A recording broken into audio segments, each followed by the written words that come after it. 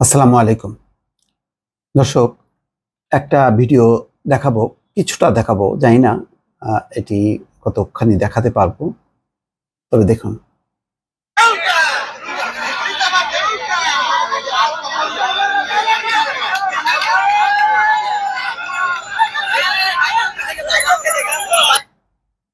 আর না দেখায় দর্শক, নিশ্চয়ই বুঝতে পারছেন, একটা বয়স্ক মানুষ, তাকে প্রহার করছে তরুণরা।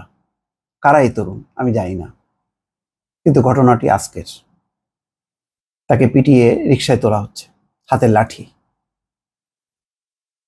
কেন লাঠি থাকবে? কেন পিটাবে? কেন? সে কি কোনো বিক্ষোভ করছিল, মিছিল করছিল? আজকে এমন কোনো বিক্ষোভ, মিছিল, সমাবেশের পাল্টা কোনো সমাবেশ অন্তত ঢাকায় দেখা যায়নি।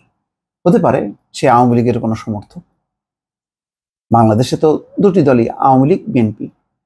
যেমন এর আগে রাস্তায় লোক ধরে ধরে বিএনপি পাওয়া গেছে, তারপরে পিটিয়ে পুলিশের।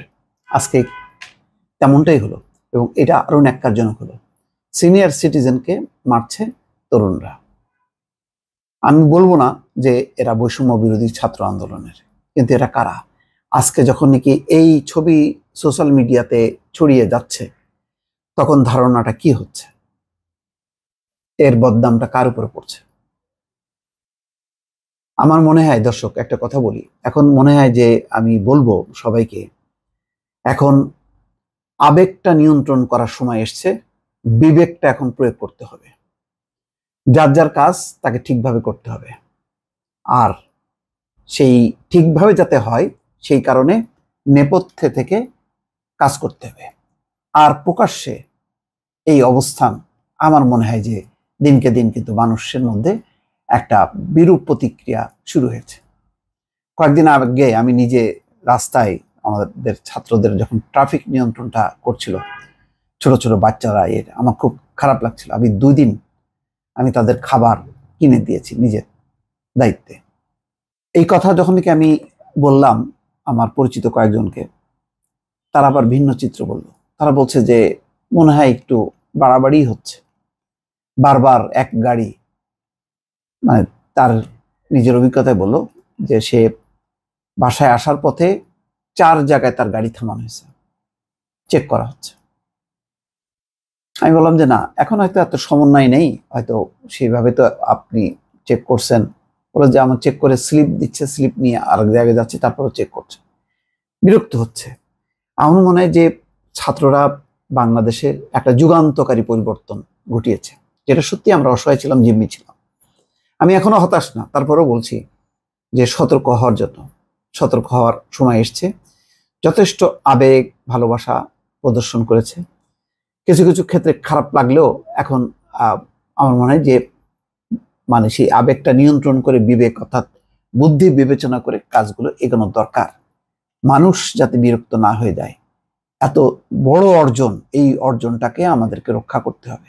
সেই কারণেই দর্শক আমি ওই প্রথমে এই ভিডিওটা দেখিয়েছি। আরো বেশ কিছু দৃশ্য নিশ্চয়ই দেখেছেন, যেভাবে রাস্তায় রাস্তায় দাঁড় করিয়ে মোবাইল চেক করা হয়েছে। রিক্সায় একজন দেখলাম মহিলা আসছে, তার মানে চেক করা হচ্ছে। কি দেখা হচ্ছে? যে বঙ্গবন্ধুর ছবি আছে কিনা, সেখানে কোনো শ্রদ্ধা নিবেদন করেছে কিনা। আজকে অনেকেই করেছে, কিন্তু এত প্রতিকূল অবস্থার মধ্যেও দেখলাম আমি এমন হয়েছে যে ছাত্র আন্দোলনের সমর্থন করছে এমন কেউ কেউ, তারা কিন্তু ঠিকই বঙ্গবন্ধুর প্রতি শ্রদ্ধা নিবেদন করেছে। তারা এই শেখ হাসিনার রেজিমের সঙ্গে বঙ্গবন্ধুকে মেলায়নি। দুর্ভাগ্যজনক, শেখ হাসিনার জীবনের সবচেয়ে বড় যে এই বঙ্গবন্ধুর নামটা, স্বাধীনতা মুক্তিযুদ্ধটাকে এমন ভাবে তার দুঃশাসনের সাথে জড়িয়ে ফেলেছে যে মানুষ যখন খেপেছে তখন একসঙ্গে সবার বিরুদ্ধে খেপেছে। আমি দোষ দিব না এটার জন্য, এটা ঠিক আছে প্রাথমিকভাবে, কিন্তু এটা ধারাবাহিকভাবে চলতে পারে না। ধারাবাহিকভাবে চলতে পারে না।